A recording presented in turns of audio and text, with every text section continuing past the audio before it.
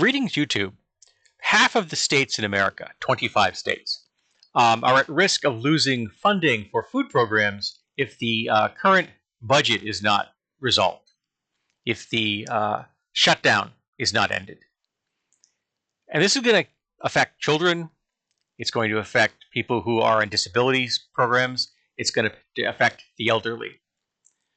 And the supplemental programs that we do have are bare bones. They provide very little funding for a person to live on. And due to the machinations of the Republican Party, people are going to lose that as well.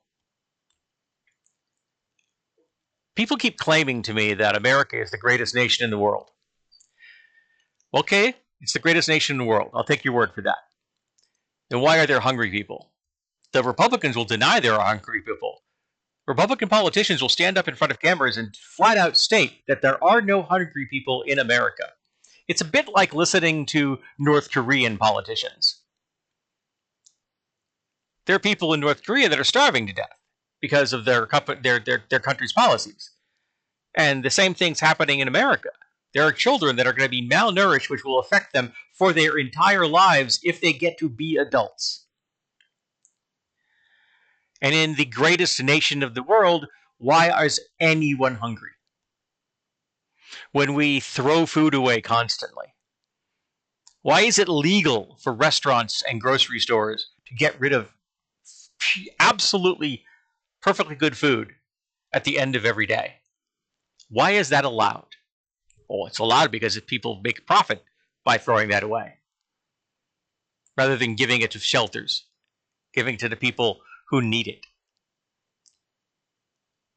Because feeding people is really a basic concept. And if I'm not incorrect, feeding people played a certain level of importance in the Christian Bible. Something about loaves and fishes, if I remember correctly. But the American Christians, which I really think we have to have a distinct category of Christianity.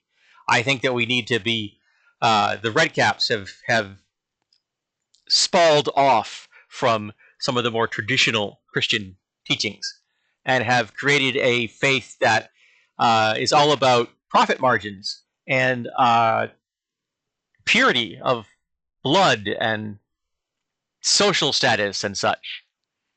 And it has very little to do with their supposed connection to the Bible and to their Savior, Jesus Christ. I'm not saying Christ was perfect, and I know the Bible is full of crap, but he was pretty clear about feeding people and housing immigrants and taking people in because they needed shelter. Well, but not in the U.S. Absolutely, we don't need that here. We are more than willing to let people be malnourished, let people starve. We're okay with that. And the Republicans will stand up there in front of those cameras and stay with absolute bald-faced lies. Well, there are no hungry people in America.